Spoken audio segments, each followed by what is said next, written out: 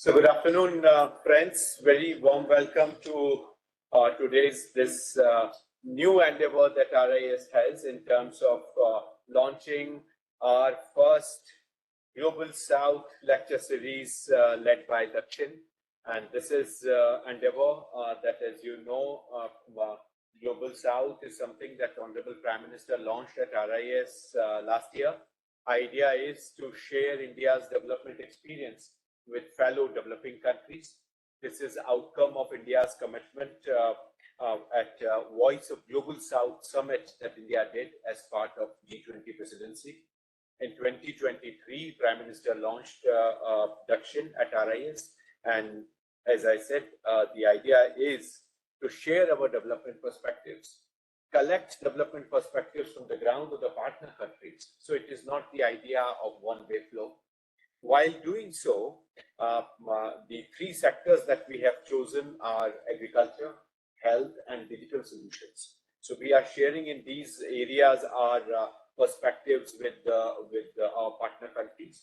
But in this process, our effort is also to bring in evidences that are required for theorizing this in terms of how we understand Global South. So far, this has been diplomatic priority, political priority, but academics from the Global South haven't paid much attention in terms of how they look at this process, except describing how the diplomatic community and the political community, political leadership of the Global South have seen this at NAM, at G77, and at such other platforms. And this is something which is required now from the Global South.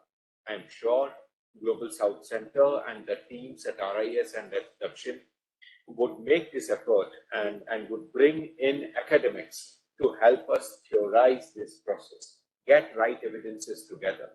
This is all the more important as we see demise of Washington consensus, as we see rise of new consensus which is emerging, which is all the more disturbing in terms of monopolizing the supply chains, either encouraging their disruption or monopolizing the resource base that Global South either to excelled in, often being bracketed within the Dutch disease and getting affected by the low commodity prices.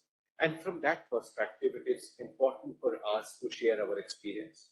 In last 10 years or so, India has made very vigorous efforts in terms of institutionalizing the development process by bringing in Aadhaar-enabled e-payment services, creating UPI and bringing in digital public infrastructure, giving new concepts of development like what Professor Pamidua has been working on, lifestyle for sustainable development, trying to bring in India's own jurisprudence and digitalization, something that my colleague Mr. Atul Kaushik has been leading.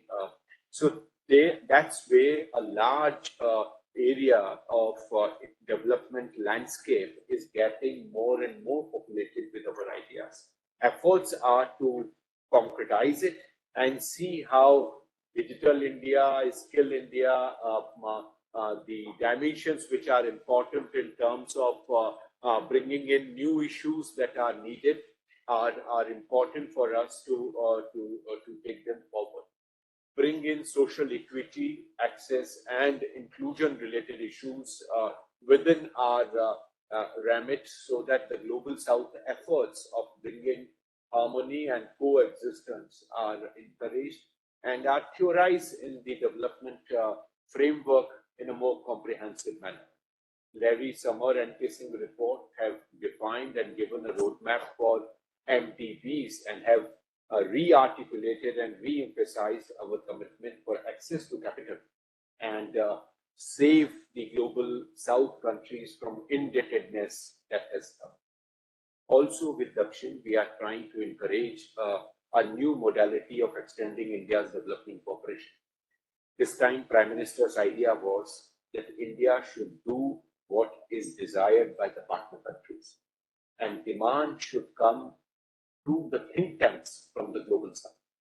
All Indian missions were asked to reach out to the governments and get some think tanks nominated And I'm very glad to mention here that all Indian missions cooperated, followed the directions from EAM, and more than 327 think tanks are now enlisted with Dakshin. I must congratulate my teams at Dakshin and RIS to have followed with them MOUs, and I understand that more than 90 such MOUs are already signed. And very soon, 142, congratulations for that. So our idea now is that Honorable Prime Minister would host a conference of these impacts and we would bring together. And this lecture series is going to be a part of that rubric in which knowledge co-production would be encouraged. Some of these seminars would be on digital platform so that the southern scholars from other countries also participate. Amrita is not just part of India and Indian community.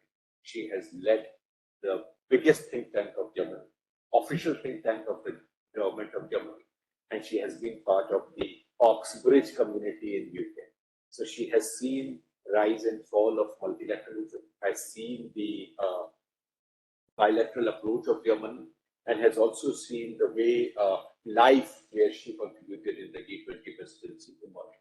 So from that perspective, today's lecture series is an effort to bring this knowledge community together and help this nurturing the idea that we have. And your own presence here is a great encouragement because we see you as not only preeminent commentator on foreign policy, but also in terms of how this dynamics is emerging from the global south community.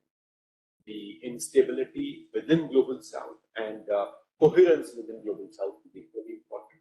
Our engagement with China, our engagement with Brazil and South Africa, and with BRICS. Russia also claims to be part of this community, so we count on them.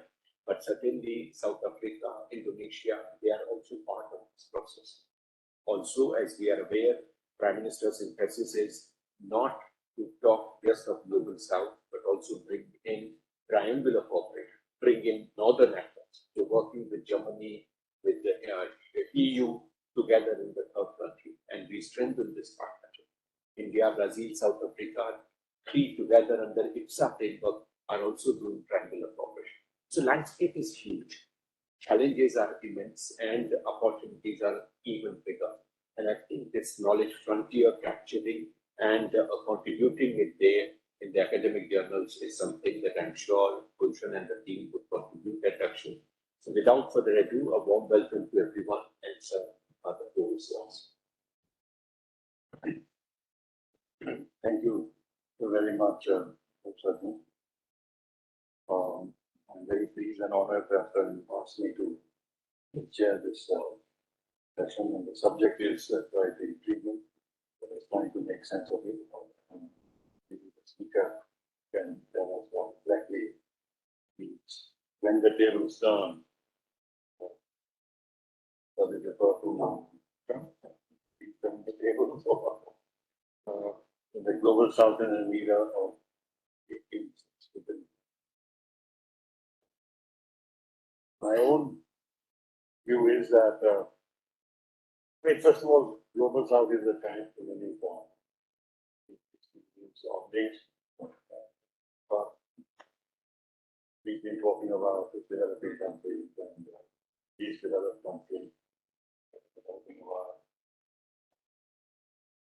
but not so much as the start. I think when we have these summits, the voice of the global south summits, which is an initiative and help go of this began to become very current. Something mentioned China, second largest economy in the world, the biggest exporting power in the world, huge technological advances made by this country, the peer competitor of the United States. Some people think that we might be eventually D2. So therefore, is China part of the global south? I don't think so. Yes, I mean, nominally, they call themselves a developing country, they're part of the G7, but it's all evidential. because this gives them, especially now with the DRI and everything else, they have made huge inroads into the development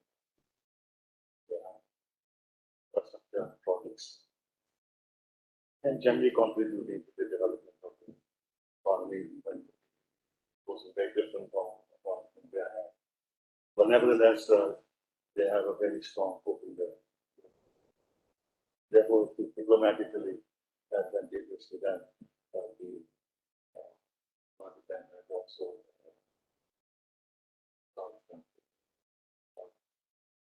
and the odd thing is that China is a source of many of the problems with the global south.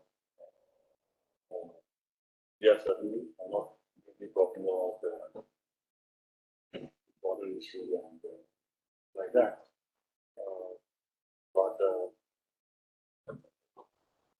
last year, I think, the current year, our exports to China is taking the plan. And now the gap has $100 billion. We made the marshals upon the marshals. To open up their market to also that with more in our trade, but they have not been accommodated. And the irony is that the most advanced country in the world, like the United States, we have a $46 billion surplus, and in Europe it is 3 times. So if we can export a lot more to the most advanced countries, there is a problem exporting to China, that's China want to give us that opening and again problem for the South. All the things that they have monopolized in terms of physical minerals. So part of the South. So they are. And they prove that what they in effect today cause next problem to the diet scores about resilient trustworthy supply chain and gain momentum because far too much compensation for manufacturing and production in China. Our foreign minister will be repeating this.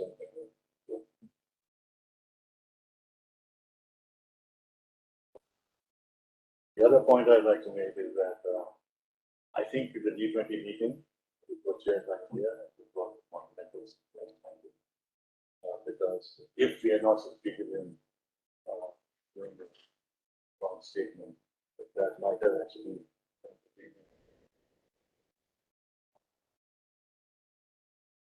because the entire global South agenda with India had pushed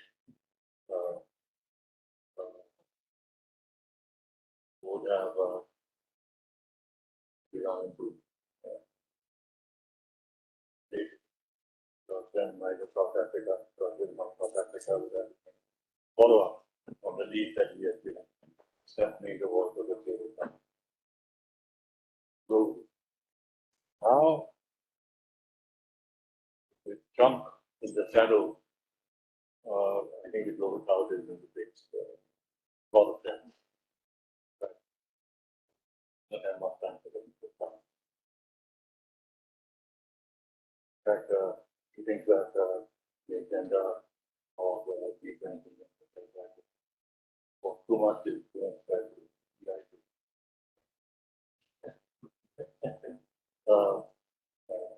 Foreign Minister, Secretary of State to Europe, not attending the foreign G20 foreign minister. I doubt if Trump, who had a certain view of Africa, would be when it already had a step. Pretty good at and then America itself will chair the people. I think in terms of the concerns of the global south and what we have to put on the global economy, serious setback it means for the next 4 years. The other is the global south is divided within. It's just like the Northern movement, the border division within the Northern movement and shows that they are the global south. think that South Africa has its own ambitions in terms of leadership role. Brazil thinks that it is important for its within South and the Latin American continent, which perhaps Argentina endorse. Indonesia is beginning to flex its muscles and that is linked to the start of more visibility.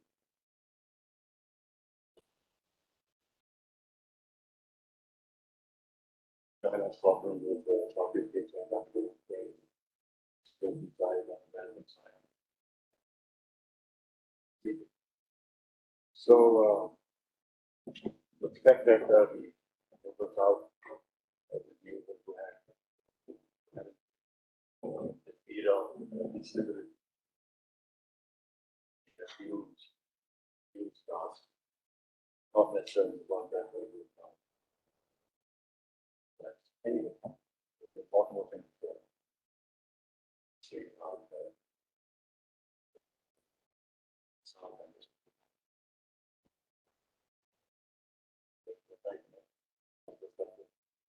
all of them.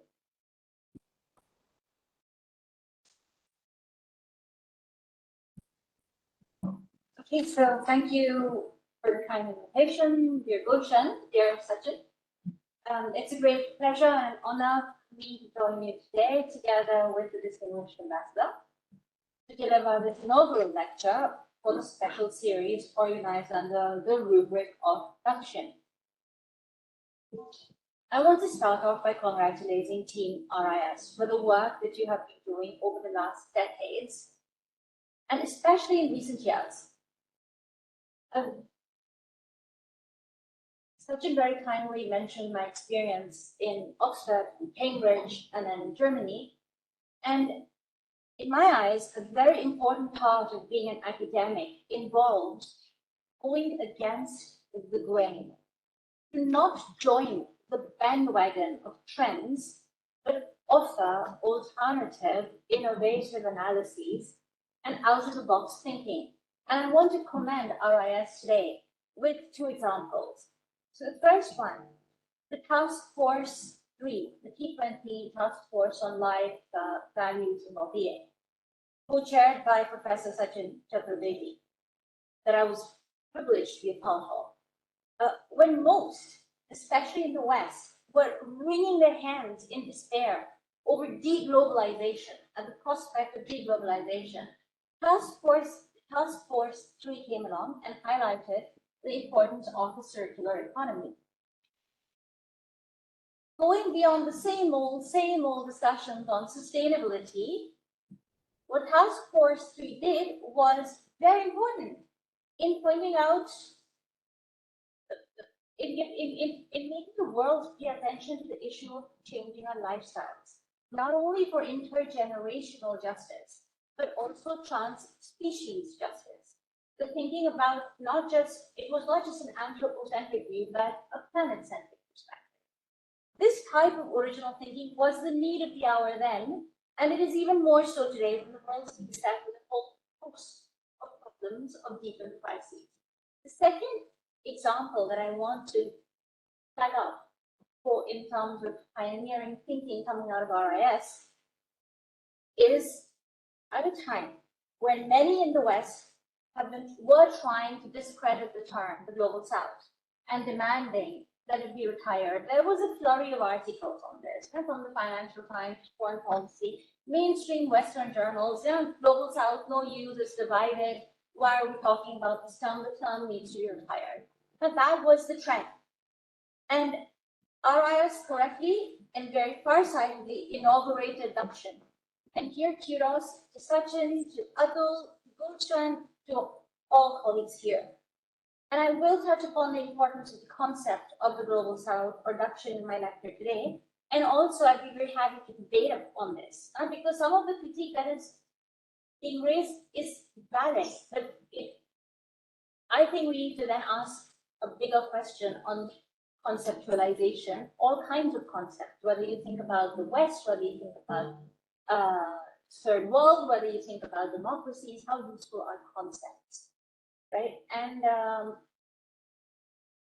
And what I will do today, right now, what I would like to do is just alert you to the fragilities in great power cooperation that are becoming increasingly evident. And in this context, identity of the global south and the strategic and normative behaviors of countries that in one way or another claim belonging to the global south will matter more than ever. Action will matter more than ever. So with that, let me start off with my lecture, which I called, with a wickedness that I could not resist, when the tables turn, the global south in an era of instability. And for my purpose today, let me just say very briefly what I mean when I talk about the global south. The ambassador is right. I do not count China as a part of the global south. For me, the global south refers to countries in Asia, Africa, Latin America, and the Middle East, which share histories and experiences of colonialism and deprivation. Their collective agenda today remains to reform, and I say reform, but perhaps what we really mean is reboot global governance institutions, such as the UN Security Council. And they're seeking a more equitable distribution of global resources. Growth markets in the global south, the middle income economies, and the least developed countries, the diversity within the global south, that diversity remains united in concerns about development for their peoples. And it is true that the global south is not a monolith, but neither is the West. But everybody talks about the West, nor the European Union. And this, in fact, the EU, which is a legal entity, right? But there are pretty big divisions within the EU too. Ideological divisions, economic divisions, political divisions. So academic and policy debates readily accept that France and Germany are individual actors in their own right, and they are members of the European Union, or they're working within a group of self-proclaimed liberal democracies. Right? We see very few attempts to discredit the terms and categories to which Western pairs claim allegiance. In a similar vein, I would argue, rather than indulge in semantic exercises to dismiss the global south, it is only correct, it is only useful to take developing countries seriously when they claim belonging to this group, when they take ownership of the term, the concept. The global south serves one of several important identities and levels at which countries operate. And I've written about this, and I'm happy to share some of these articles with you later on if you're interested. But now to my argument. Now, amidst the fissures in the transatlantic partnership, heightened US-China rivalry, and global trade frictions, commentaries of doom and gloom abound. I want to try and offer you a different perspective. While recognizing the risks, I am going to focus on new opportunities that are emerging for the global south. And so, to deliberately mix two African proverbs, the global south is no longer the grass that gets trampled when elephants fight. Rather, the lions have finally learned to ride, and they are shaping their own destinies. The age that glorified the hunter is ending. And so my argument now proceeds in four parts. First, I'll start off by identifying some of the existential problems the world faces today, some of which Ambassador Sybil also referred to.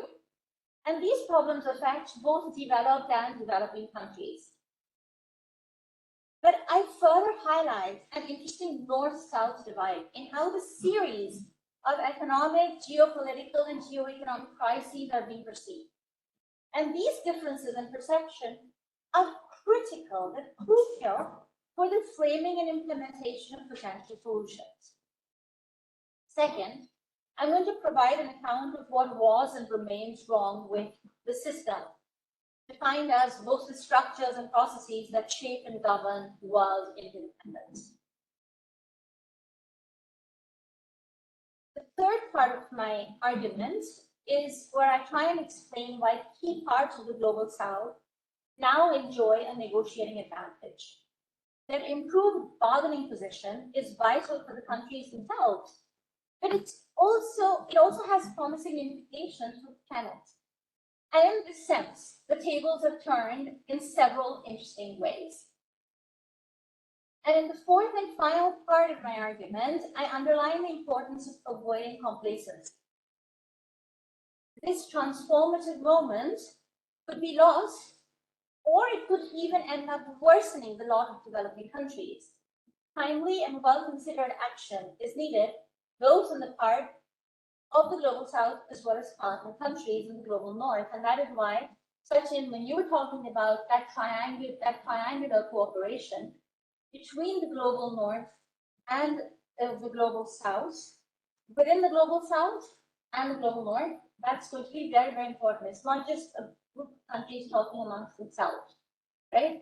Cooperation is going to be needed also with parts of the global north. And then I'm going to conclude with recommendations for academia and practice. In that fourth part of the argument, I'm going to talk about the problems, the risks, and what we might do to avoid preempt those risks. So first, we're seeing similar challenges, but where the world is looking at them through different lenses. So shared existential problems. So now the word crisis tends to be overused in economic discussions and political discussions somewhat. And perhaps this is the hubris of every generation that tends to exaggerate the problems that it's dealing with. Or perhaps it's also academic funding structures and social media that reward these types of exaggerations. But compare today with the optimism of the 1990s and the early 2000s, and the range and depth of problems that we're dealing with is much greater. Contra Fukuyama's People are having problems. Sorry. Sure. I hope that's better. Great, thank you.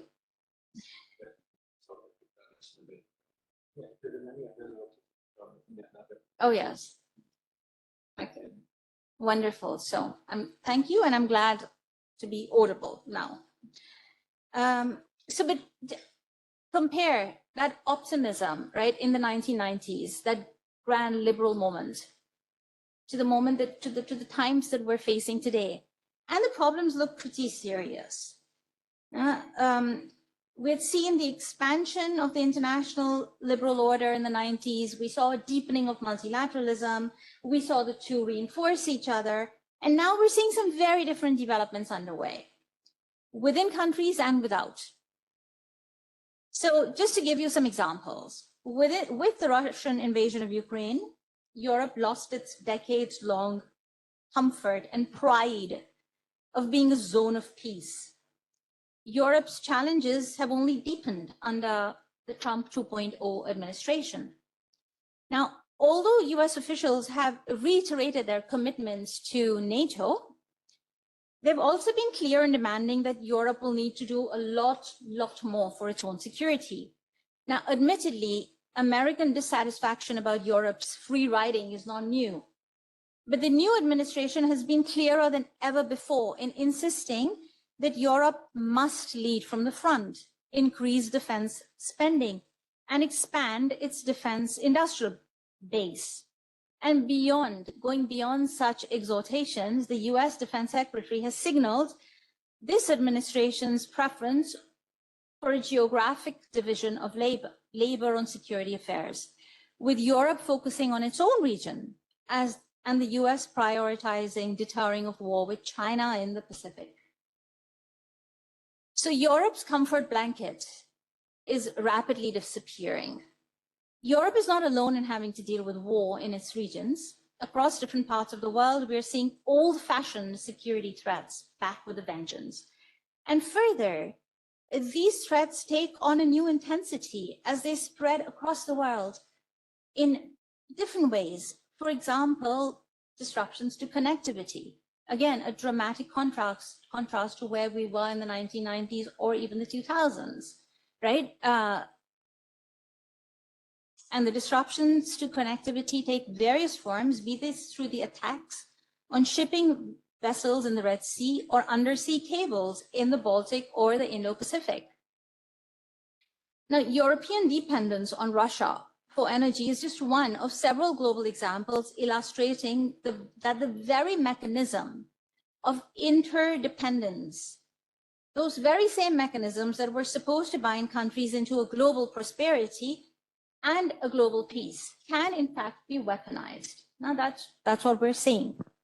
And we've seen this also in the context of China. Remember the time of COVID and the weaponization of health supply chains, very serious. Existential, actually lives were lost, right? Now, this potential and real weaponization of interdependence strikes at the core. It strikes at the core of institutions of global governance, which were established at the end of the Second World War to address the problems of, yes, very serious problems of the previous century. But they find themselves ill-equipped to grasp or tackle the problems that the world is facing today. The World Trade Organization, the organization that many of us around the table study, provides an illustration of the problems that afflict many multilateral institutions. For some time now, all three of its functions, negotiation, dispute settlement mechanism, and trade policy review mechanism, have been stymied. And unlike in previous times, it's very clear that the US is not going to resume its role as guarantor of the system. While American dissatisfaction with trade multilateralism has come to transcend party lines, President Trump has been especially colorful in expressing his disregard for free trade and the organization that is supposed to uphold it. So even talk, mere talk along such lines is usually enough to shake market confidence. The flurry of the on and off tariffs targeting US friends and foes has injected even greater unpredictability in an already unstable world. Then add to this list the challenges to democracy, coming not just from authoritarian regimes, but from within the heartlands of Western democracy. And it is clear that the world is in a state of remarkable flux. And that too, at a time when our planet is burning. The problems are real wherever we sit. Now, we're sitting here, our colleagues are joining us from different parts of the world, but wherever we sit, the problems are real. But how they're being viewed and approached is different across geographies and across identities. So I said to you, the problems are existential, they're real, but the lenses are different.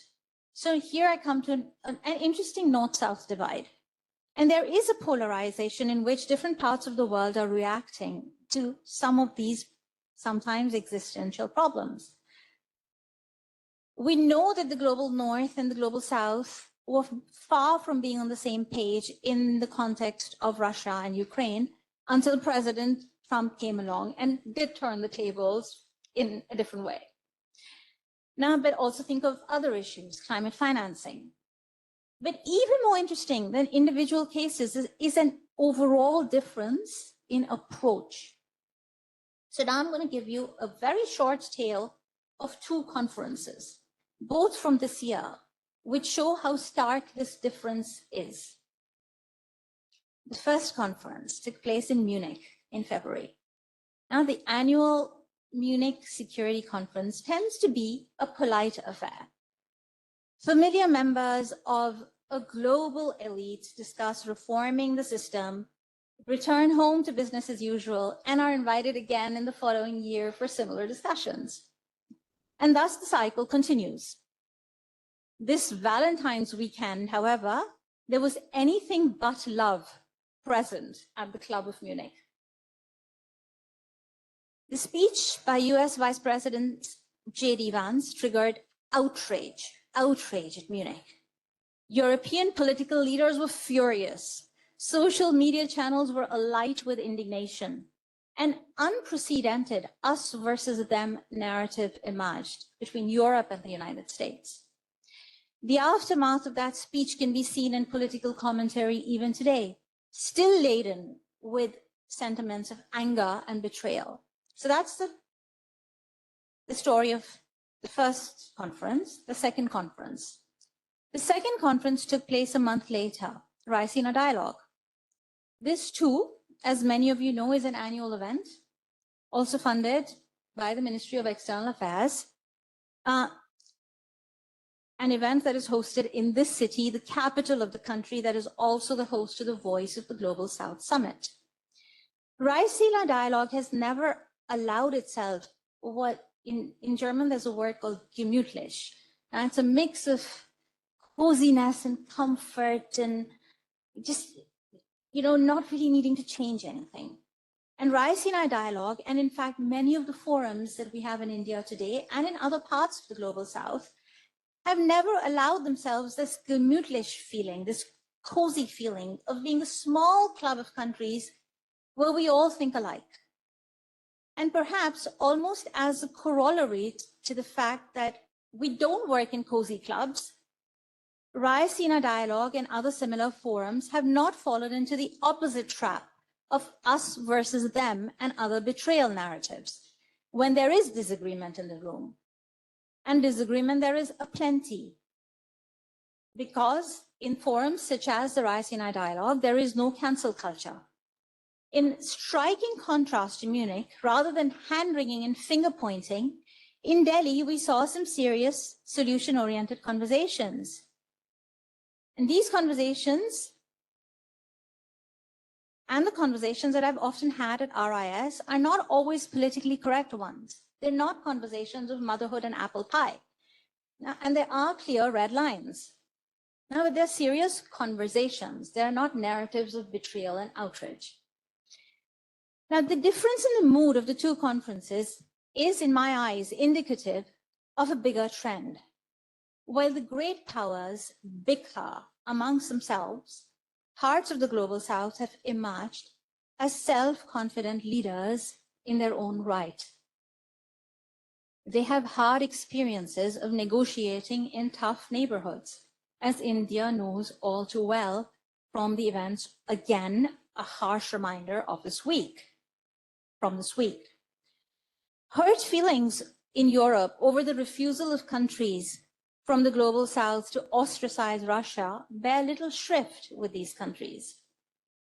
To quote Foreign Minister Dr. Jaishankar, Europe needs to get out of the mindset that Europe's problems are everyone else's problems, but everyone else's problems are not Europe's problems.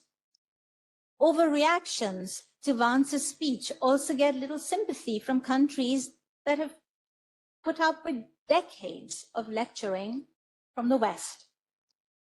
Now, they are undoubtedly, countries from the Global South are undoubtedly affected by the instability in the transatlantic relationship, as well as US-China tensions. Some of the small, open, trade-reliant economies of Southeast Asia are considerably more concerned about tariffs than their larger counterparts, for obvious reasons. But by and large, in contrast to the underlying deep pessimism and bristling dissatisfaction in Europe and US, respectively, there is a quiet resilience and guarded optimism that I see in parts of the so-called rest of the world. The difference in Stimmung, in mood, can be correlated to the extent to which change is anticipated and welcomed in the Global South by the Global South, and conversely, feared and resented by incumbents in the global distribution of power and resources. And this partly explains that difference in perspective. Now, much depends on how the transition from the global ancien regime to a new order will be managed. And if it will, and if it can be managed at all. leave the change solely in the hands of the G2s or the G3s if you bring in Europe. And what we're going to get is more fragmentation, more disorder, and chaos. Bring in parts of the global south as agenda setters, as balancers, and we may have the beginnings of a more secure, fairer, and kinder order in the making. So I now come to the second part of my argument, which is the need for change, the urgent need for change. Now, for the incumbents, including major powers from the global north and technocracies of international organizations, the current upheavals are understandably difficult to stomach. From their perspective, there was little that was wrong with the global order, in which they had voice and they had vote, and whose institutions had helped maintain peace and stability, at least in the West. It's also fair to recognize that with the end of the Cold War, some of the benefits of the system came to extend to other players as well. Were it not for globalization and specifically trade liberalization under the auspices of the WTO, it is safe to say that China would not have achieved the remarkable strides in development that it did. And we have other economic success stories too, including this one, India's. That said, the system had serious limitations, and now I want to flag up just 3. First, the liberal triumphalism of the 1990s, even in its most inclusive variants, came with an expectation that developing countries would simply be grateful for the gains that the system offered, and they would just buy into the system, lock, stock, and barrel. But that was not the bargain that most developing countries had envisaged. They wanted greater inclusiveness in global decision-making forums and more influence in determining the content of the rules. The failure of international organizations to reform, such as the UN Security Council's inability to expand the original P5 membership and revise the veto, obviously rankled the many who had been waiting in the wings for decades. And even in the few exceptional instances, when international organizations did reform, when they did update, again, I refer to the WTO, which did update its decision-making processes and ensured that developing countries did have seats at the high table of negotiations. Right? So the WTO was ahead of the game, the reform game, than many other international organizations. The Global South still wanted more. Now, it didn't want just token representation, it wanted agenda-setting power.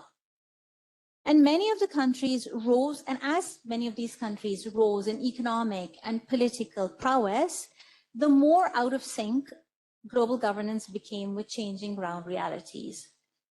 Dysfunctional multilateralism and disgruntled memberships were a result. So that's the first problem, right? Inadequacy of reform, inadequacy of the liberal order to ensure agenda-setting power to the Global South. Second, it's important to bear in mind, and I say this often to my colleagues in Europe, the Global South is not just some countries out there. No. It's not just a world that's far away from Europe and North America. There is also a Global South within the Global North. Individuals and groups who have found themselves worse off for a variety of reasons, including inadequate redistribution mechanisms in their societies, but also those who were convinced that they were worse off in a battle of narratives. Now, we've seen hard consequences of the disgruntlement, the unhappiness of the Global South in the Global North, right? And the examples are the Brexit vote, President Trump's election and re-election, the rise of the AfD party in Germany, are all at least partly results of failed liberal narratives and failed societal bargains.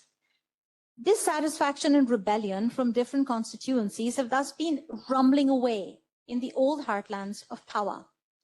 And third, if we're thinking about the global south as those who have lacked voice and been shortchanged by global bargains and local bargains, for me, it is impossible to ignore one further group of the completely marginalized and voiceless, our more than human friends and family with whom we share this planet. Consider the fact that world wildlife populations have declined by over 70%, in just the last 50 years. Or think about the dramatic decline in biodiversity caused almost entirely by human activity.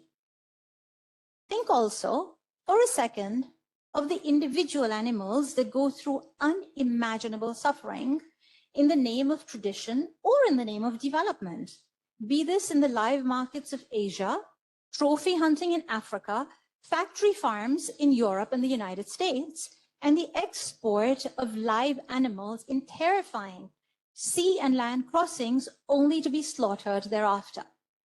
The old model of globalization and its governance has failed these beings miserably.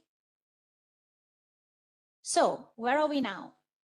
No one seems happy with the world as it is, no one. And I say this is a unique opportunity to build a better world, with an eye to the state, to the non-state, to the human, and to the more than human members of the global south. Which brings me to the third part of my argument, negotiating advantage, the global south. Amidst the global churn, there is no dearth of voices that point to the crippling and catastrophic effects of the current turmoil on the developing world, for instance, via Trump's tariffs. But the doom mongering, at least in the name of the global south, is somewhat exaggerated. It is true that the global south has traditionally shown a preference for what the American political scientist Stephen Krasner referred to as authoritative international regimes. The global south did attach a premium on the certainty that was offered by international rules. But it would be a mistake to apply models from the 1980s, that's when Krasner wrote his book, to the global south of today, where many countries have moved up the development ladder and they're also shedding their colonial legacies. The refrain of no deal is better than this deal is a refrain that we heard at the Cancun Ministerial Conference of the WTO in 2003. And this was an example of a bigger trend in the offing. Developing countries are no longer willing to accept the legitimacy of global institutions simply because they come packaged with slogans such as, "This is a rules-based system."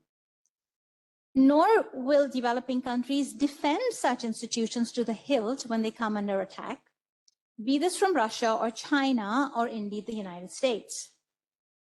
Rather, countries from the global south are economically, politically, and intellectually strong enough to ask, whose rules? Yeah, you're telling us we're supposed to love the rules-based system. Please tell us whose rules and rules to what purpose. We see this in a variety of conversations taking place in India, in South Africa, in Brazil, and in other parts of the global south. And in contrast to rhetoric about global problems needing global solutions, that's become a mantra in Europe, we recently heard the Indian Foreign Minister, Dr. Jaishankar, recognize, he said, yes, multilateralism needs to be strong. But then he added a caveat. To be strong, multilateralism also needs to be fair. So the economic trajectories of some markets in the global south have been indicative. Yet they're indicative of a changing balance of power for some time now. And recent external developments, including Trump's cuts to US aid and hiked up tariffs, they create some serious risks, but they also offer parts of the global south with new sources of bargaining leverage. So the first one, the first negotiating advantage. The current geoeconomic balancing underway creates a negotiating advantage for the global south. As the US, as the EU, and as China now seek to realign their supply chains, the BATNA, the best alternative to negotiated agreement of some countries from the global south, directly improves. It's perhaps not surprising that the EU's commitment to securing a trade deal with India has increased significantly in the current circumstances. Conversely, India's hand is strengthened given the urgency with which the EU now needs to find reliable partners and markets. Other democracies in the global south too, especially those with well-established institutional and infrastructure systems, will be similarly well placed to harness the opportunities coming from friendshoring and reshoring. Despite their current angst, open economies such as the ASEAN members may also find themselves being courted from different sides, as will resource-rich economies in Latin America, Africa, and the Middle East. So the first negotiating advantage is geoeconomic because of an improved BATNA, improved best alternative to negotiated agreement. But second, the advantage the global south may acquire is not solely geoeconomic. Rather, with the transatlantic rift, as well as problems between US and China, the incumbents need not only alternative markets and suppliers of resources, they also need to win hearts and minds. For instance, if they are serious about boosting connectivity, interoperability is a precondition for viable alternative corridors for exchange. And this will require them to address issues of standards and norms and create common ground, standards, norms, and values. Cue again, democracies and pluralistic polities from the global south. And the third negotiating advantage that this difficult context creates for the global south is ideational.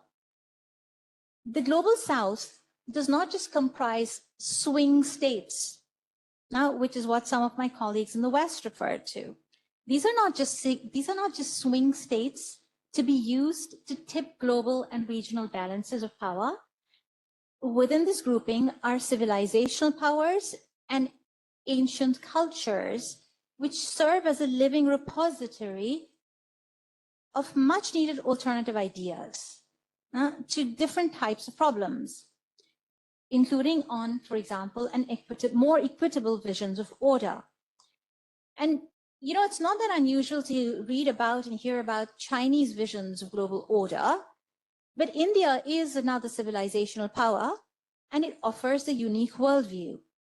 For instance, in India, there are powerful traditions that argue, and I quote Raimondo Panikkar, the philosopher here, human rights in India are not human only, end of quote. They extend to all beings. Some of these deep-seated values flourish to the present day, living in the verses that we've grown up with, that children grow up with at school, and that the stories that they hear from their grandparents. And they're reflected in rising India's political narratives and practices. India's G20 presidency that Ambassador Sybil referred to was indeed a terrific success for a variety of reasons, including because it planted the seeds of some very important ideas that are embedded in the notion of Vasudhaiva Kutumbakam, one earth, one family, one future. And, you know, I worry sometimes that this is going to become just a glib slogan, because it's not just a glib slogan. It's a very far-reaching idea on interspecies justice, right? I mean, I always say that we should not just, you know, we shouldn't just say Vasudhaiva Kutumbakam, Atmavad Sarvabhuteshu Yah Pashyati Sah Panditaha. Though that's the line that should go with Vasudhaiva Kutumbakam. Now that he who looks upon all creatures as he looks upon himself, he is the wise one. That's a very interesting idea. It's a very different idea about development, about how we think about justice, about how we think about rights. It's not an anthropocentric idea. And that's coming from India.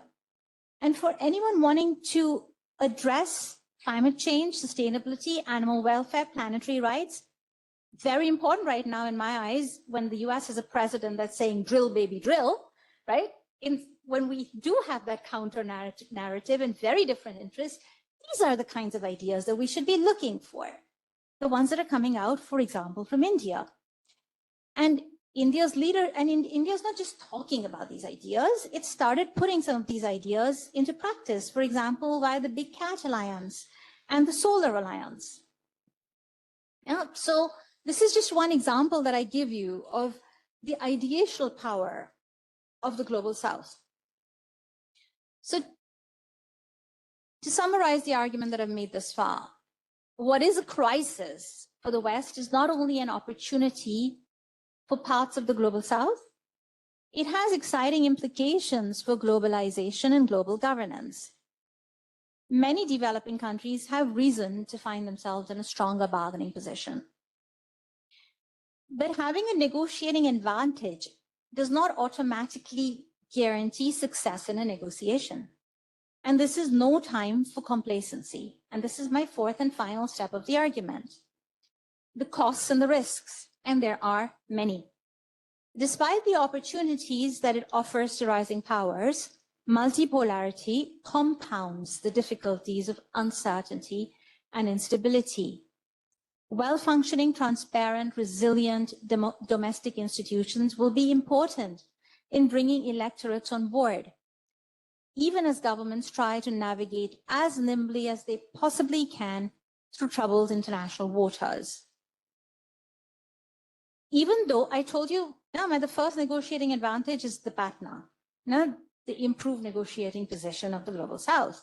But even though the BATNA of the Global South is improved amidst the exacerbated great power rivalry, China too will exploit the growing transatlantic divide to its own benefit. European proactive willingness to return to the coziness with China, not to its former closeness with China, and respond to Chinese overtures could again alter the global power equation, this time not only away from the Global South, but in favor of an authoritarian axis, given China's close link with other non-democracies.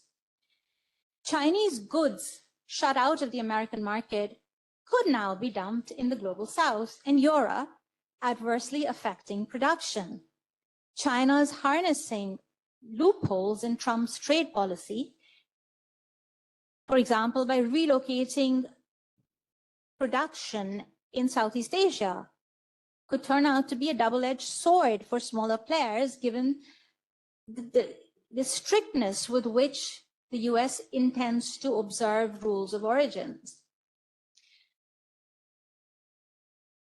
China would most likely frame this as in terms of a defense of the existing global order, and could also easily link this up with a development-oriented agenda of the Global South.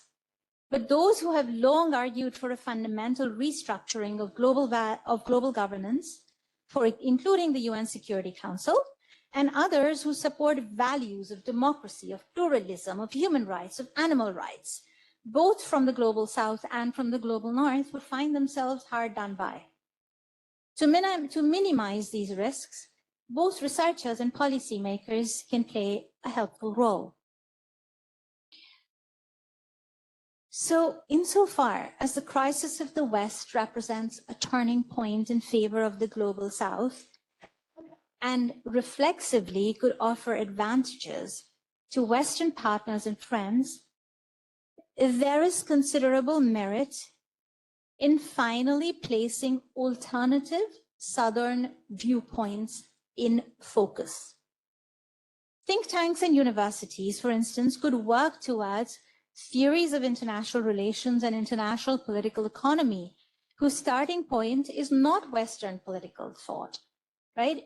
What we've been taught across universities and across continents in terms of international IR theory and IPE is rooted in Western political thought. But how about we change that starting point? If we were to build a theory of international relations from Indian political and strategic thought, we would be working with very different premises. Such a theory would be less anthropocentric to start with. And the idea of human rights would not be Asian. No? It would not be the Asian variant of human rights, which places emphasis on family and community. It could turn out to be a much more liberal, individual-oriented idea of human rights, more liberal than Western variants, because it recognizes the rights of individual animals across species. Intellectual South-South cooperation, exactly the kind of work that Dakshin has started doing and aims to do more of. South-South cooperation via universities, via think tanks, could be a vital instrument in this extremely important intellectual exercise that is long, long overdue. A parallel move by practitioners would require them to move out of their technocratic silos and disciplinary comfort zones and ensure that policy is informed not only by a diversity of countries that form parts of secretariats of international organizations, but a diversity of disciplines. So think about it. If you have only economists and lawyers advising you on how to realign global value chains, the advice will be very different. Now the focus will be on security of supply and growth, uninterrupted market access, the kinds of discussions that we are having in the World Trade Organization even now. Bring in other disciplines. Now if you bring in a diversification of disciplinary input, you bring in advice from political scientists, from historians, and what you would get is considerations of national security, and not just security of trade supply, but national security, development, and ethics. All these considerations would come into play when we think about global supply chains. Trade trajectories would then change in all kinds of interesting ways. And we would be shaping and rescoping globalization. So engaging systematically with these diverse perspectives will be important not only for the institutions of global governance, but it will be indispensable for the forging of new partnerships, alliances, and friendships that do seem to be one of the needs of the day. So the tables are finally turning. What we make of this is up to us. Thank you.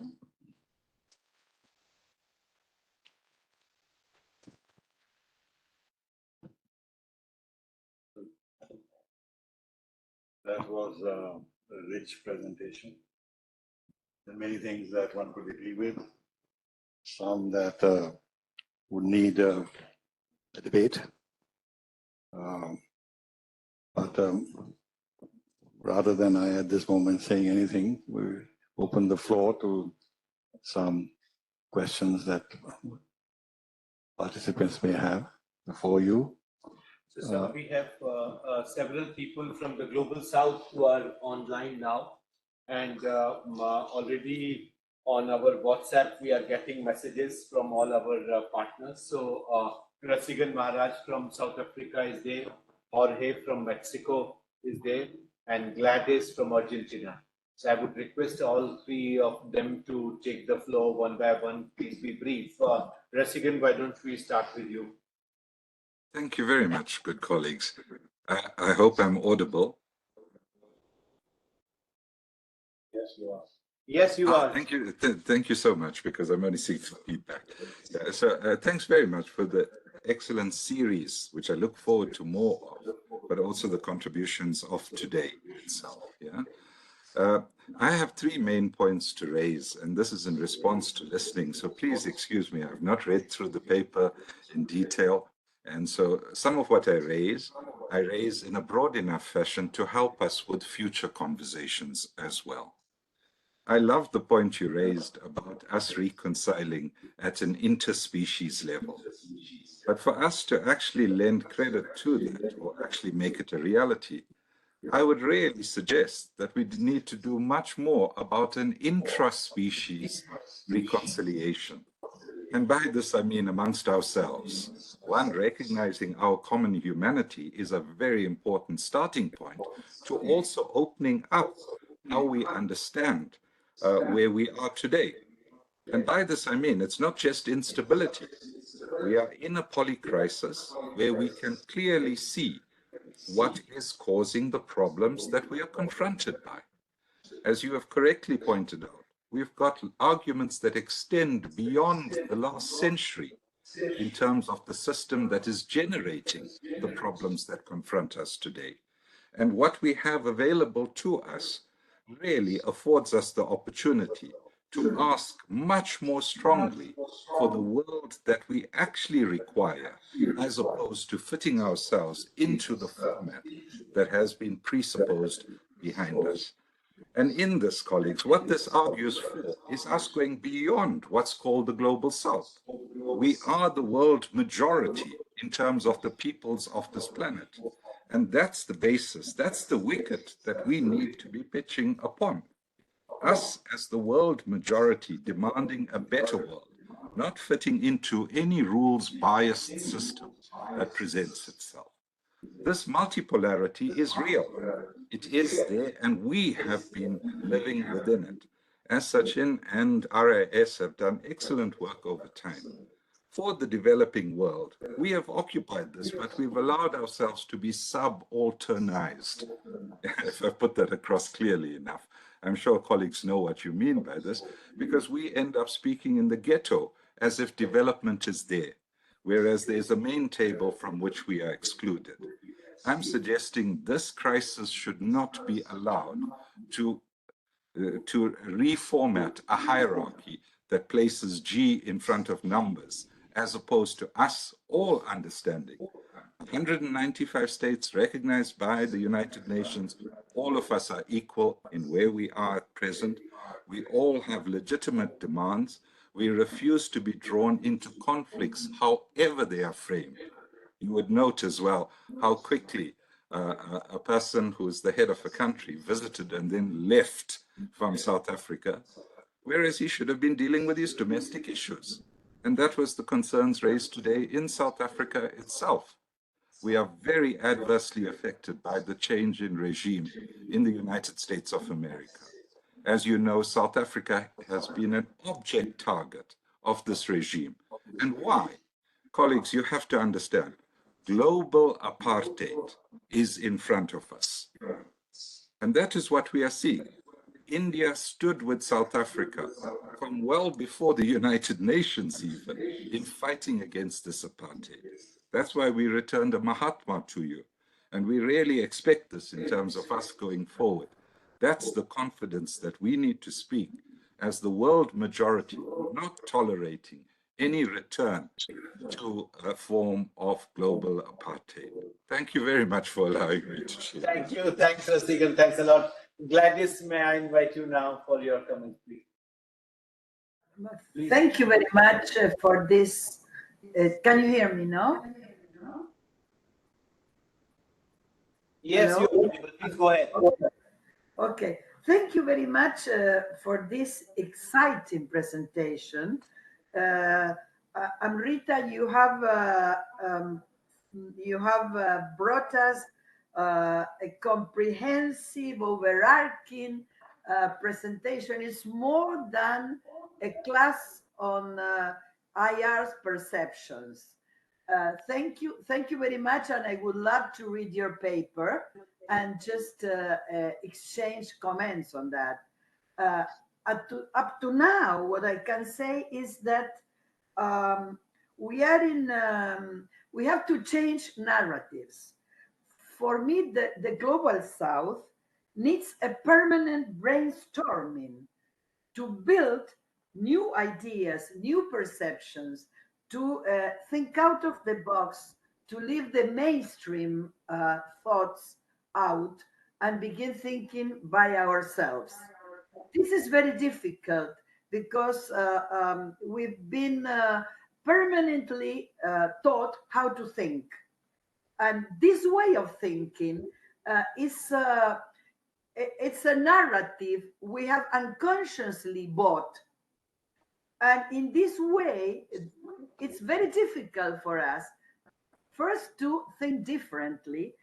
And this is the moment to think differently, because there is a restructuring of the world order uh, by two main reasons. One is because the system itself is changing. And the second one is because one of the supposed leaders, hegemonic leaders of the world, is changing. It's changing the rules of the game. So within this redistribution of power, there is a lot of uncertainty. And I'm just going back to Gramsci, who says that the old order is not still dying, but the new one is not still being born. And in between, there's a lot to be done, to be said, and to reconstruct, to rebuild. So, as Amrita has said, it's very interesting just to try um, to exchange ideas, because we have there are different perceptions of problems, as Rita said, across geographies and identities. So we have to, I insist, discuss with what lenses we look at to the world, and where are we situated in each of our countries. Because Thank you, Gladys. Thank you. okay, We are running out of time. We have a lot of people here inside the room. Thank thank you. you. Thank you. And Jorge, do you want to take the floor now, or do you want to come in later? Are you there? Thank you, Sachin. Yes, I can mention Thank something you. very brief. Can you hear me? Yeah, we can hear you. Yeah. Please go ahead. Thank you. First of all, congratulations for this meeting, and thank you for the lecture. It was really comprehensive and very interesting. I'm Rita. Congratulations, and I'm looking to read the paper as well. I would like just to underline one key point that was mentioned in the lecture that has to do with the word opportunity, because in general terms, the landscape seems to be very pessimistic. However, I think the presentation of Amrita give us some room for optimism. And that's the part that I would like to keep. Optimism for southern countries, for the global south, where I think India has taken a very important place leading this kind of conversations with the south, because it's something that is really needed. As Gladys was mentioning, we need to reflect more between southern countries, and not always is easy, because lack of resources, because lack of sometimes even different time zones and these kind of things. But I think because of that, it's very important that you keep doing these kind of activities from India, because until now, I think it's one of the very few countries that in the global south has managed to keep giving a leadership in that line of trying to connect different countries from the south. And I really celebrate that possibility. Connected with that, just two more points. The second, regarding opportunities, as was mentioned, I think it's an opportunity to reorient trade in the global south, not only, let's say, looking for opportunities for investment as well, and to reorient between southern countries, the possibility to enhance economic development among them. And finally, the last point that I would like to raise is when Amrita mentioned the relevance of be in the South part of the agenda setters, not only agenda takers. And in that case, I would like to differentiate between the possibilities for the South around soft power, because the current context underlines the position of hard power. However, I think there is a lot of room for soft power from the South. And this kind of activities is one of these examples of these possibilities, that thanks to that, we need to take advantage of those spaces, and even the technology that, for example, in this moment, we are connected in different continents, and we are able to share our thoughts and our thinking about these points. So just to celebrate this meeting, and I would like to be involved in the following meetings around these topics. I will be happy to share more thoughts and more comments on that. Thank you very much for the invitation. Thank you, Jorge. Thank you. Thanks for taking the floor. Let me now turn inside my room, and I have quite a few accomplished people. So let me start with Nitya. Nitya, please. Thank you. Very thought-provoking, indeed. By and large, of course, I would agree with you. South is very different now, but more importantly, North is very different now. I think that should be an issue of interest. So there is no denying the fact that there has been North-South divide. And if North is divided, that gives us some advantage. Who would have thought a couple of years back that there would be so much divergence between Europe and US? That is one aspect of the global scenario. Europe, of course, is possibly still caught in Cold War kind of situation. Russia being too close to them, they still think that Russia is the threat. US, on the other hand, we have a global outlook all the time. So for them, distance is not important. So China, they see as the main kind of rival in the global. Now, in this context, you know, I would say swing in a very different sense. It's not like somebody will swing us. We have been non-aligned. To me, that means we maintain strategic autonomy. You know, nobody can swing us. But if we swing, we change the balance. You know, that will be our strength. And in this context, I think it is time that this few grouping we thought about now is important, that when 120 countries says that you cannot take us for granted, we are not going to be, you know, moved by your whims and fancies. That gives a message to the so-called big powers that they're there. They might, you cannot imagine that 120 countries would work as a cohesive group all the time. No. But this strategic autonomy is important. But what I'm saying that this is a time probably we should think of kind of another kind of South grouping. We tried and we made some progress, but somehow we did not move forward. The IBSA. You know. So India, Brazil, South Africa, maybe we can take up Indonesia also. If these countries now join together, then they become a pole in a sense, and nobody can ignore them, and they will change the balance of the global power. No. China, in the earlier Trump regime, of course, they, you know, indulged in dumping. They were able to increase their global share of trade from 13 to 15%. But now I think China is also there. Their strategy might not work. Their own domestic cost of production has increased. So dumping in this context would not be so much successful. Thank you. Thank you, Nitya. Thanks a lot. Maybe let me turn to Mr. Mukherjee. Very quickly. I'm Shantanu Mukherjee, very enlightened, and what you spoke about has not been my area. It's always been security and hardcore security. In view of the changing developments, it is like you may say from an amateur or a novice. My question would be whether there could be some kind of security cooperation or strategic cooperation which could be developed within the global South, particularly in light of so many rapidly changing situations. And India in particular is threatened. We saw South Africa and Mexican speakers coming to the fore and saying, I mean, just take it on further, and pardon me for my ignorance because it's not my area where I'm treating in, but that remains my concern in the national interest. Thank you. Thank you, Mr. Dua.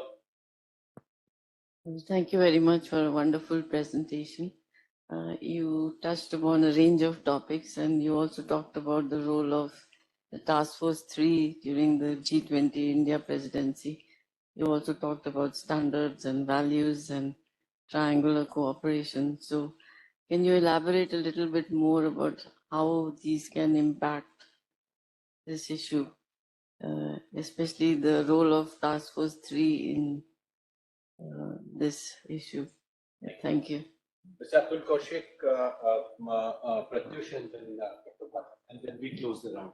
So, Thank you, Ashita, for this wonderful presentation. As always, you are clear, erudite, and forceful.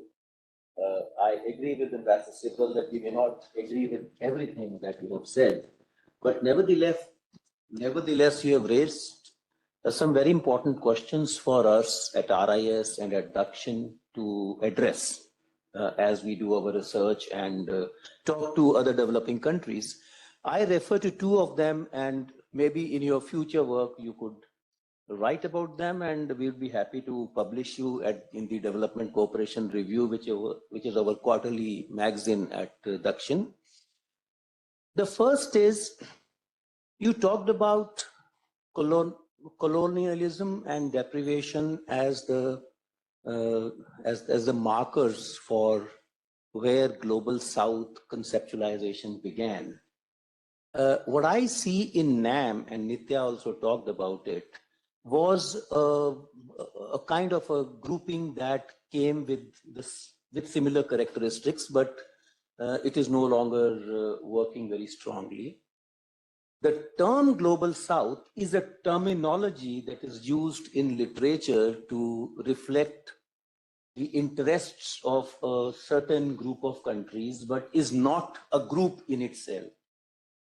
So the question is, do we need a NAM-like institution apart from the jargon of Global South itself?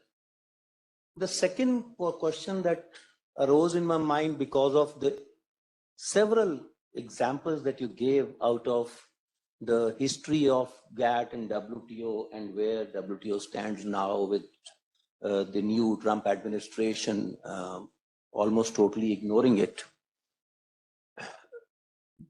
The reason behind Doha round, I mean, I was there in some of these ministerial conferences, I can tell you.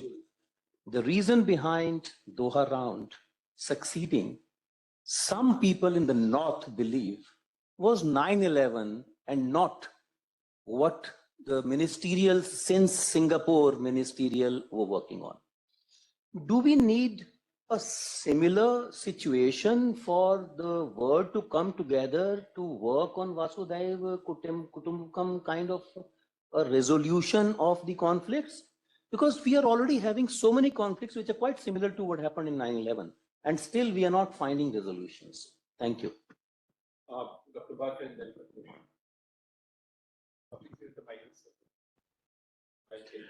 Excellent presentation. Very happy to be here, to be hearing you.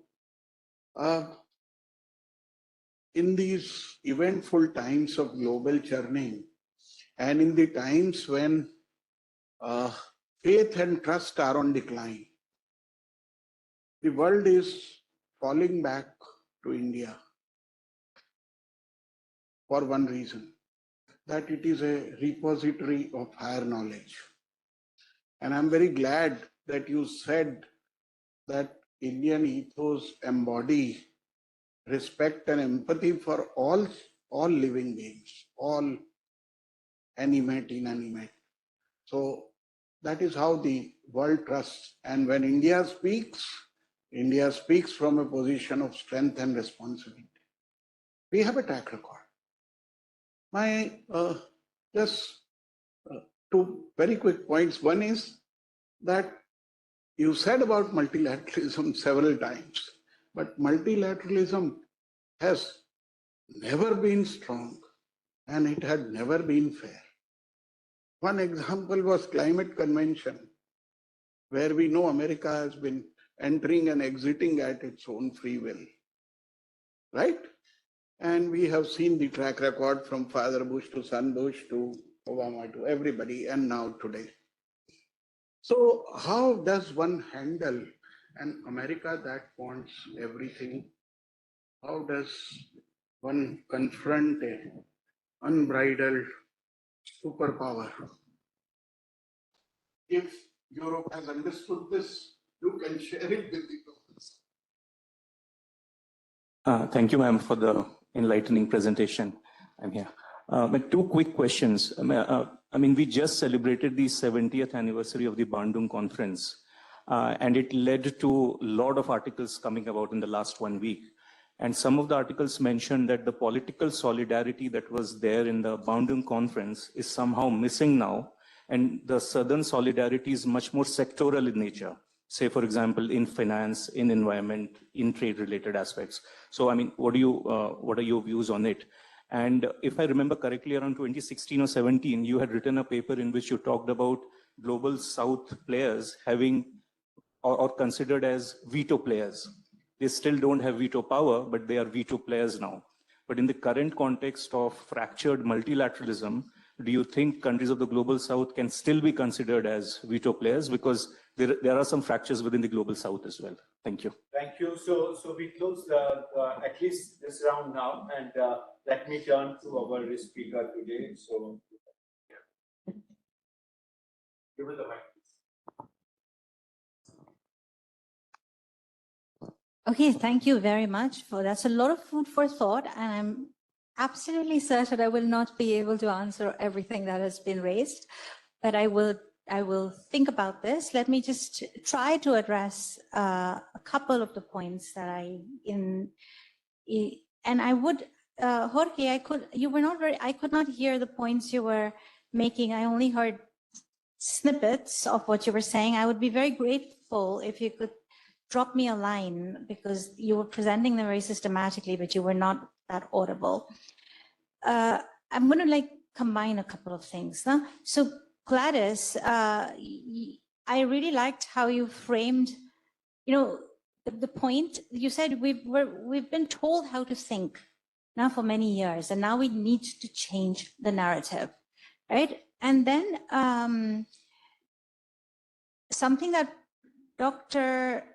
Bhatt brought up is multilateralism has never been strong, it's never been fair, right? Now, this is the time where I would argue that one, amidst all the crisis that we're saying, and actually referring to Atul's point, now you talked about 9/11, and therefore we get the DDA, the Doha Development Agenda.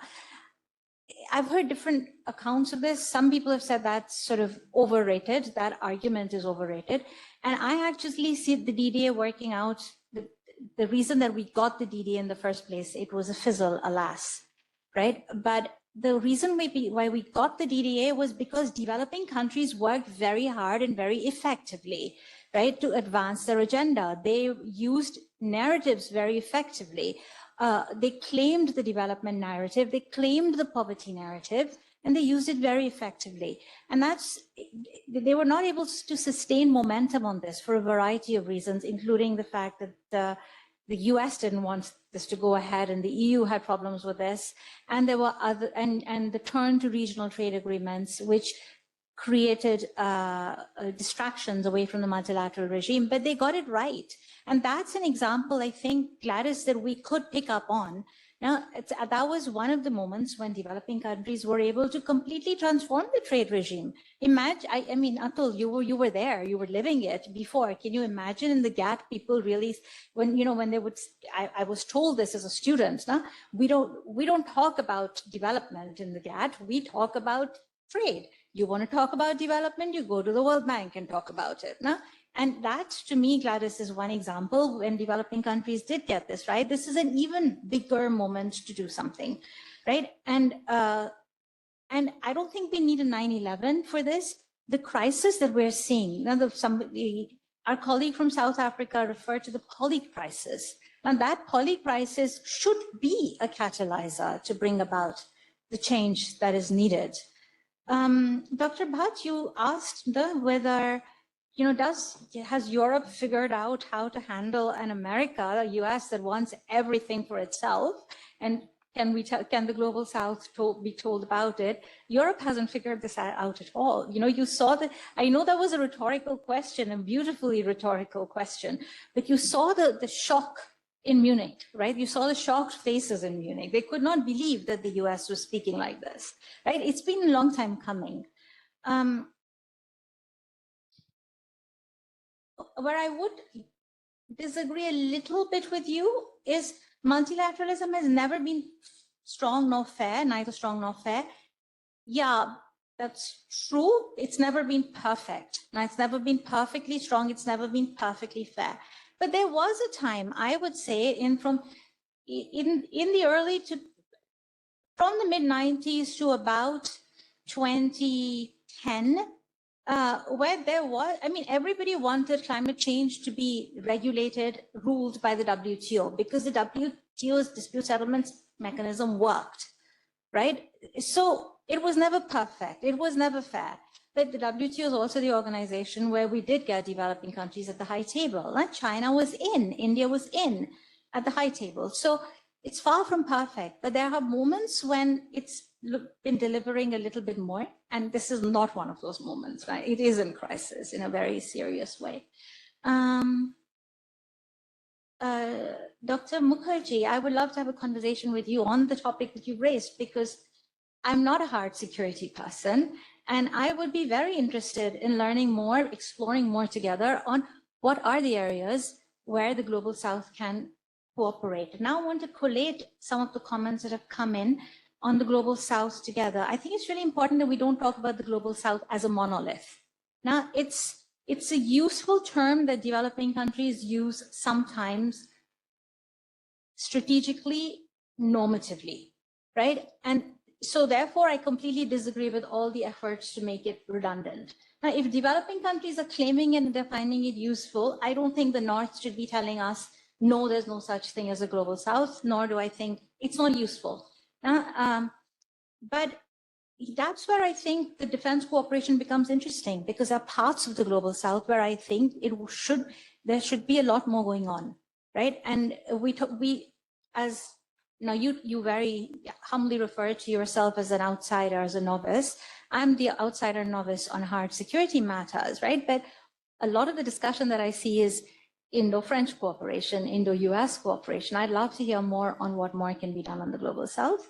And to your question, now this is the last one that I will address. I'm sorry I couldn't answer everybody's, but hopefully we can continue the conversation. Maybe there's a second round. Tell me your name again? Pratyush. Pratyush, you're absolutely right. Now, I had argued then that developing countries were veto players. What they were not getting was agenda setting power.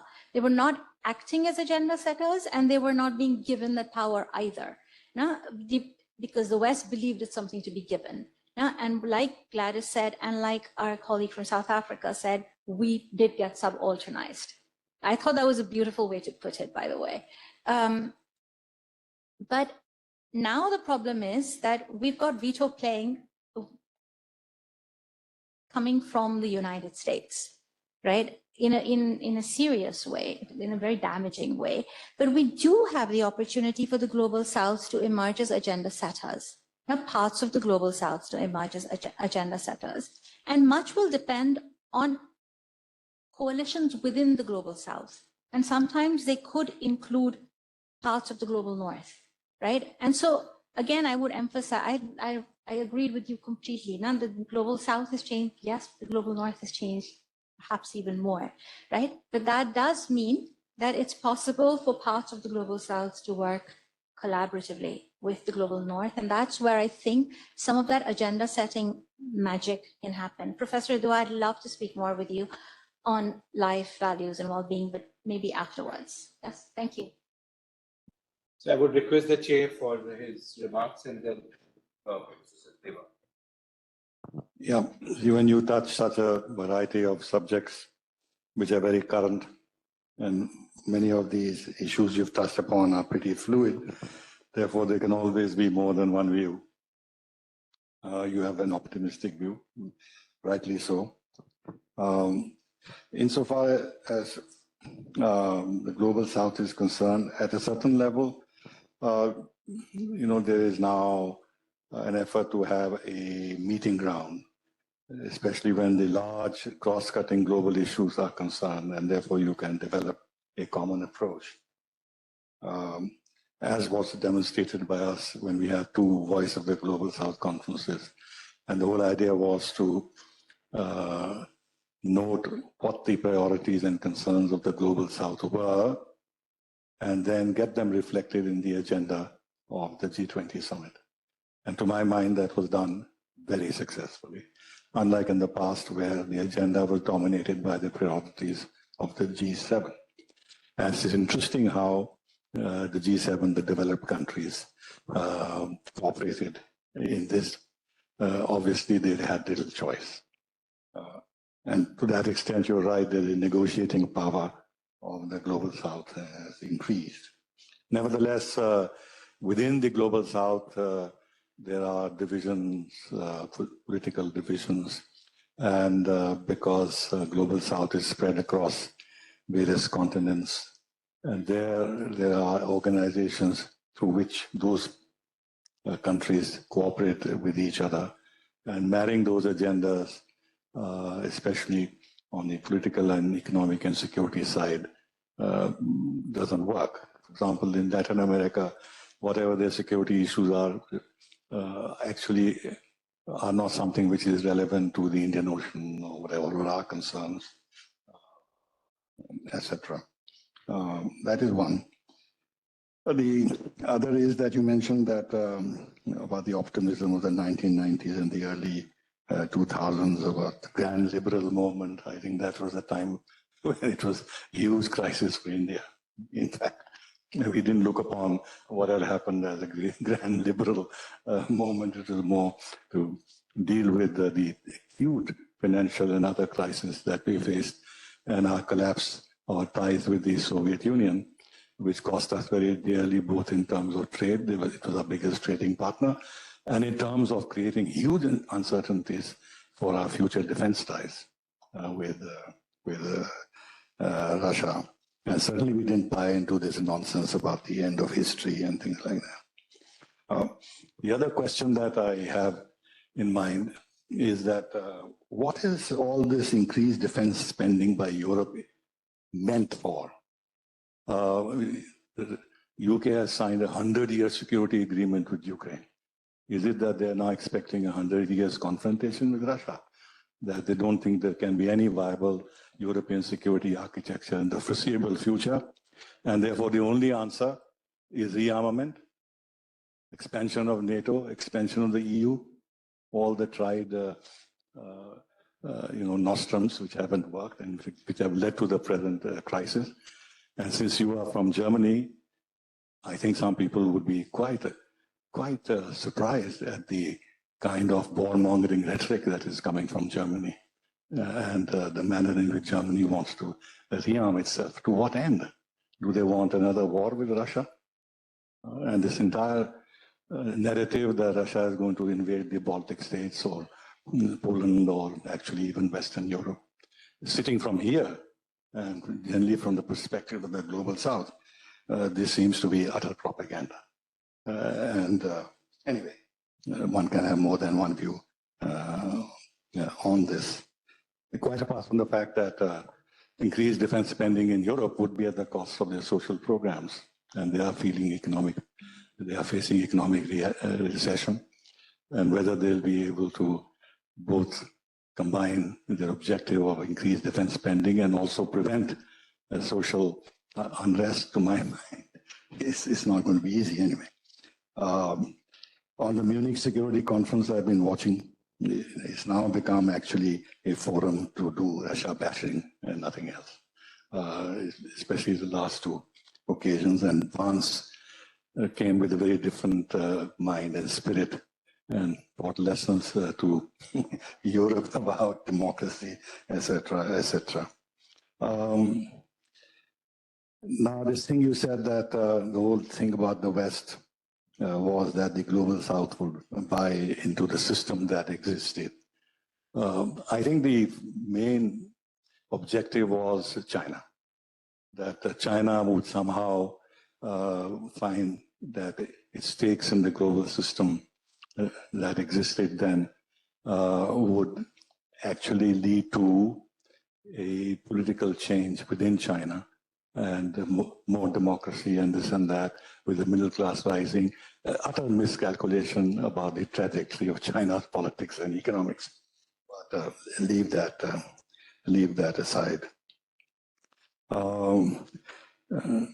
developed countries don't accept the legitimacy of global institutions. That is true. They've been asking for a reform of the international institutions time and again, but nothing has moved, and nothing is going to move in the foreseeable future, because it'll mean the total reordering of the power system within the world, and the developed countries, industrialized countries, even if the balance of power has somewhat shifted in favor of the others, it has not shifted sufficiently for the advanced countries, the West, to yield power so easily and agree to the reform of the international system, including the international financial institutions. I agree that because there is a huge problem between Europe and the United States, and they're talking about a divorce, and that strengthens our hands in terms of our negotiations with the EU. The EU has to look for options. China is not an obvious option. India is an easier option, and therefore the prospects of some kind of a trade FTA with them improves. On this IPSA thing, I was associated when I was still in service with the IPSA thing, but the IPSA was, China was not very happy with IPSA. They wanted to join IPSA. So one way to sort of get rid of IPSA was BRIC. And that's how the BRIC came into existence in major part. Finally, what should I say? I'll end by saying on multipolarity that I think it's a wrong term to use, because it suggests that there'll be poles, and there's no guarantee that the poles will work together cooperatively. So are we looking for more confrontation, more blocks? I think the better term to use would be a dispersal of power within the system rather than talking of poles. Anyway, there's a lot more that can be said, but I think Gulshan has to say a few words. Thanks. Well, thank you so much today. I'm so glad that actually we have been talking about this lecture series for quite some time now. And we couldn't have started this with better person than Professor Amrita Narlikar. The person who is really, done phenomenal work in the international political economy, international negotiations. The kind of books she has written the last 15, 20 years, or maybe more than that now. So, we are all familiar. In fact, anybody who is working on global trade or on WTO, unless you really refer to her work, it will be incomplete. And you can't have a better person really to chair our inaugural lecture today than my chancellor, my university, Ambassador Kamal Sibal. So I think, the idea at Dakshin, as our DG Professor Sachin Chaturvedi mentioned, we are of course engaging with the think tanks of the global south. As mentioned, with more than 86 countries and more than 142 think tanks, we are already, signed collaborations, and we are working with many others. But idea is not just only about, of course, we are doing talking to them and then working on specific developing projects on capacity building and how South can really work with the other global South, how you can find solutions from the global South rather than actually looking towards the global North. Now, this is also correct, as many people have pointed out, that global South is very, very different today. You have very clearly pointed out politically, strategically, economically, and also intellectually. So here, the idea here is, how do you, Dakshin can play that role? Intellectually discussing about the whole first concept of global South. That itself has been, as you said, under attack. And to us, any country which consider itself to be global South is global South. People may have reservations about some countries. Yes, China is one example where, but of course, when we are looking basically how some of the work which they are doing in the developing countries can be also be done together with China and many other things which, because, this is what, in fact, is ongoing debate. And this is what it's an open forum in that sense, working with everyone. And it's not just only about, if we are saying that we can work with the global north, through triangular cooperation, we can also have triangular cooperation with Russia, with China, with many other countries as well, because we are also working with them in many other forums as well. I mean, of course, there are certain contestations, there are certain issues where I think countries are mature enough to deal with all those issues. And another very important point which Professor Narlikar made,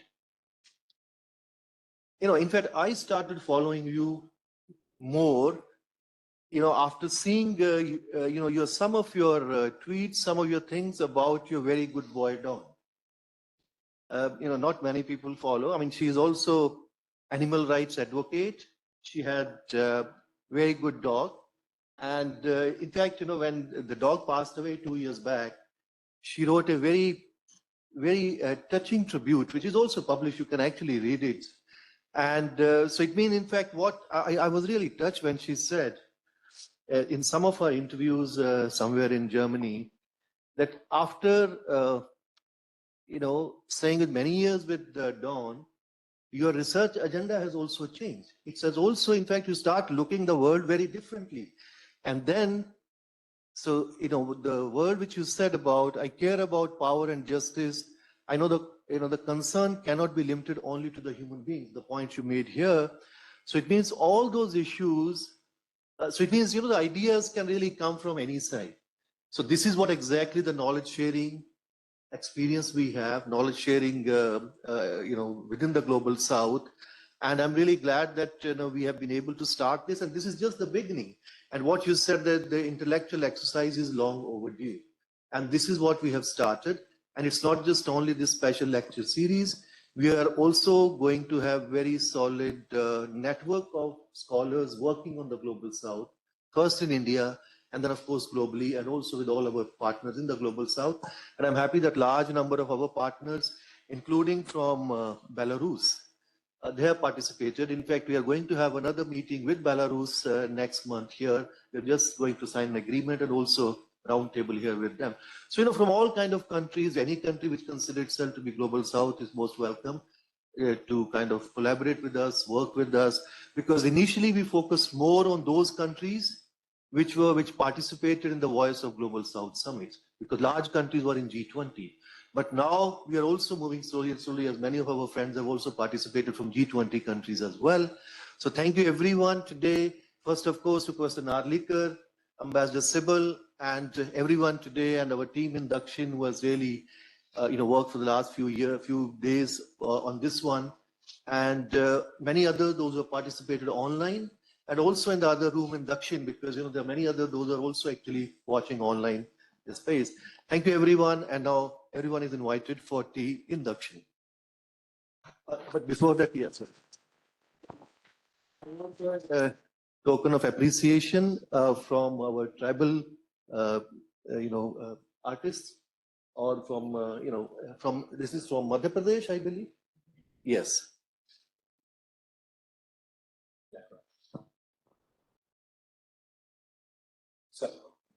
So we have got this. Just wait a minute.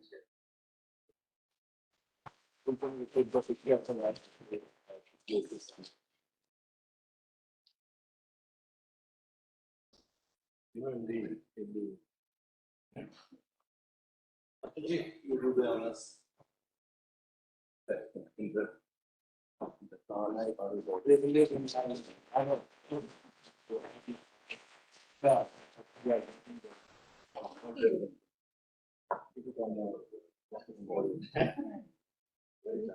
It has the entire planet on it. So thanks everyone for joining online. As Gulshan said, all of you are now invited for high tea. We go to the Dakshin office.